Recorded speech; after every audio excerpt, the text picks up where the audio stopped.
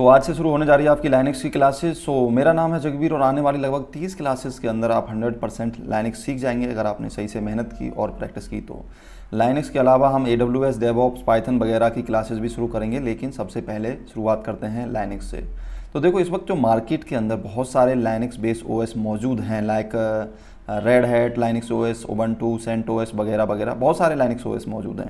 और ये बात तो हम सब जानते ही हैं कि जो हार्डवेयर है उसको चलाने के लिए एक सॉफ्टवेयर की ज़रूरत होती है।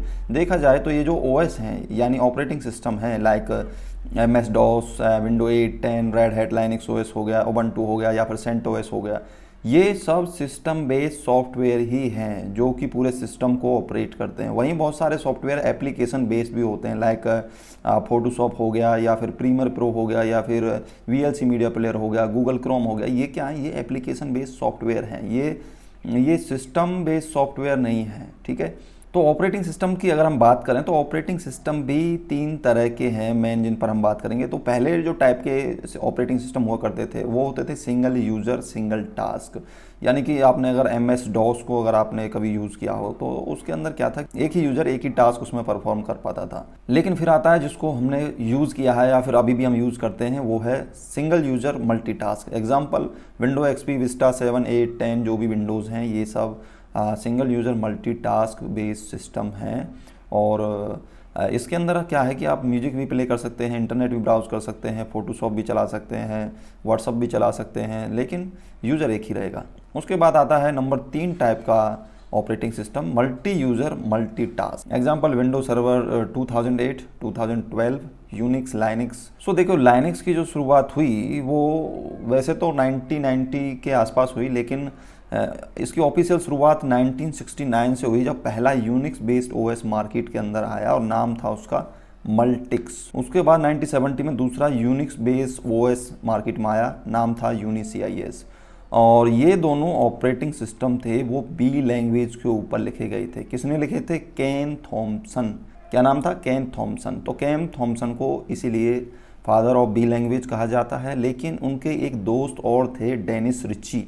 फिर उसके बाद 1971 में C लैंग्वेज के साथ आए डेनिस रिची, और डेनिस रिची को इसलिए फादर ऑफ C लैंग्वेज कहा जाता है। तो इन दोनों दोस्तों ने मिलकर क्या किया, जो UNICS OS था उसको B लैंग्वेज से हटाकर C लैंग्वेज में कन्वर्ट कर दिया। उसके बाद 1973 में इसका नाम रखा गया यूनिक्स। और देखिए, यूनिक्स एक OS नहीं था बल्कि एक कर्नल था। कर्नल को हार्ट ऑफ द OS कहा जाता है। इस पर हम थोड़ी देर बाद आएंगे जब हम लिनक्स पर बात करेंगे। तो यूनिक्स जो था वो एक कमांड बेस पर काम करने वाला एक सिस्टम था।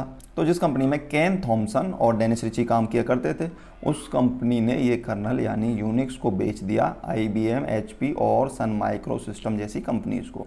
तो इन कंपनीज ने क्या किया, इन्होंने अपने डेवलपर लगाए और इससे कुछ सॉफ्टवेयर डेवलप कराए और यूनिक्स के कर्नल से उसको जोड़ दिया और अपना पर्सनल एक Unix based operating system develop कर लिया। जैसे IBM ने किया AIX, HP ने HPUX और सन माइक्रो ने सन सोलारिस नाम का एक OS डेवलप किया था। अच्छा, सन को छोड़कर IBM और HP ने चालाकी की और उन्होंने कहा कि जो उनका OS है वो सिर्फ उन्हीं के हार्डवेयर पे काम करेगा, किसी और के हार्डवेयर पे वो काम नहीं करेगा। लेकिन सच तो ये था कि यूनिक्स हार्डवेयर डिपेंडेंट था ही नहीं। लेकिन इन कंपनियों के पास इसकी लाइसेंस थे, तो ये एक ओपन सोर्स ऑपरेटिंग सिस्टम नहीं था, नॉट फॉर कॉमन मैन। फिर एंट्री होती है लिनस टोरवाल्ड की 1990 के आसपास। तो इन्होंने यूनिक्स के ही जैसा एक कर्नल बनाया और उसका नाम रखा लिनक्स, जो भी आपको अच्छा लगे। अब हम कर्नल को अच्छे से समझेंगे, जैसा कि मैंने आपसे कहा था। तो इसको ओपन सोर्स कर दिया, जो लिनस टोरवाल्ड थे उन्होंने इसको ओपन सोर्स कर दिया, फ्री टू यूज़। कोई उसके लिए आपको कोई लाइसेंसिंग नहीं लेना पड़ेगा। जबकि यूनिक्स जो कुछ कंपनियों की प्रॉपर्टी बनकर रह गया था वो ओपन सोर्स नहीं था, उसको कस्टम करके उन्होंने अपने OS बनाए थे, तो वो अपना पैसा कमाने का जुगाड़ उन्होंने उससे बनाया था। लिनक्स फ्री ऑफ कॉस्ट था, ओपन सोर्स था, आप उसका कोड देख सकते हैं। जबकि IBM का जो अपना AIX था उसका आप कोड नहीं देख सकते।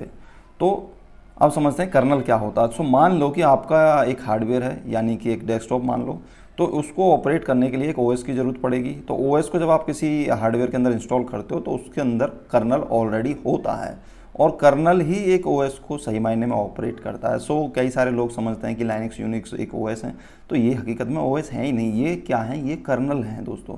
तो हुआ क्या कि लिनस टोरवाल्ड ने लाइनक्स बनाया, तो कुछ कंपनीज ने जो मार्केट के अंदर अवेलेबल थी, उन्होंने लाइनक्स बेस्ड अपना ओएस बनाया। तो इसमें सबसे ऊपर नाम आता है रेड हैट का, उबंटू का, सेंटोस, सूसे वगैरह का। तो इन कंपनियों ने क्या किया, इन्होंने भी अपने डेवलपर से कुछ सॉफ्टवेयर डेवलप करवाए और अपने अपने जो है ओएस बना लिए लाइनक्स बेस्ड। और ये देखिए, ये ओएस थे जो फ्री ऑफ कॉस्ट थे, ओपन सोर्स थे, ठीक है। इसका इनका कोड आप देख सकते थे। तो रेड हैट ने जो ओएस बनाया उसका नाम दिया red Hat Linux OS, Ubuntu ने उबंटू लाइनक्स ओएस वगैरह वगैरह। और मैं थोड़ा सा आपको एक्सप्लेन कर देता हूँ कि इन कंपनियों ने किस तरीके से अपना ऑपरेटिंग सिस्टम डेवलप किया। जैसे कि मान लो कि रेड हैट है, तो उसने क्या किया कि जैसे GUI का अपना सॉफ्टवेयर बनाया, CP कमांड बनाया, LS कमांड बनाया, NFS कमांड बनाया, एनसिबल बनाया, सांबा बनाया। और इन सारे सॉफ्टवेयर को दोस्तों उन्होंने जो लाइनक्स का कर्नल था उससे इन सभी को जोड़ दिया। और जब इन्होंने लाइनक्स के कर्नल से इन सारे सॉफ्टवेयर को जोड़ दिया तो तैयार हुआ इनका ओएस। और देखिए, माइक्रोसॉफ्ट ने भी विंडोज़ के साथ ऐसा ही किया है, बट वो ओपन सोर्स नहीं है और वो अपने कर्नल किसी को देते नहीं हैं, किसी को दिखाते नहीं हैं और उसके चार्ज करते हैं, लाइसेंस आपको उसका लेना पड़ता है। तो इसी प्रकार उबंटू सूसे ने भी ऐसा ही किया।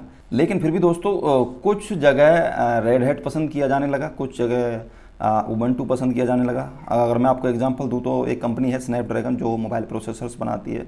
तो क्या होता है कि वही प्रोसेसर आपके रेडमी के फ़ोन के अंदर भी है, वही ओप्पो वीवो के अंदर भी है, वही सैमसंग के अंदर भी है, वही वन प्लस के अंदर भी है। लेकिन आपको फिर भी एक स्पेसिफिक ब्रांड ही पसंद आता है।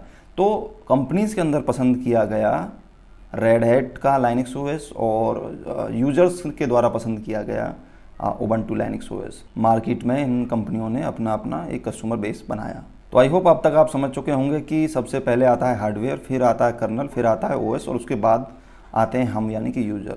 तो हम अगर ओएस को टर्मिनल के थ्रू एक कमांड देते हैं like LS command, touch command, MKDIR वगैरह, तो ओएस इसको कर्नल के पास भेजेगा। कर्नल अपने अंदर इसको देखेगा कि LS कमांड का मॉडल लिखा हुआ है या नहीं लिखा हुआ है। इफ़ यस, तो कर्नल हार्डवेयर को ऑर्डर देगा उस कमांड को एग्जीक्यूट करने के लिए। यही नहीं, जो कर्नल है ये भी चेक करता है कि हार्डवेयर के पास इतनी कैपेसिटी है कि वो उस कमांड को एग्जीक्यूट कर सके या LS कमांड को एग्जीक्यूट कर सके, या फिर हार्डवेयर के पास कितनी रैम है, उसको कैसे यूटिलाइज करना है।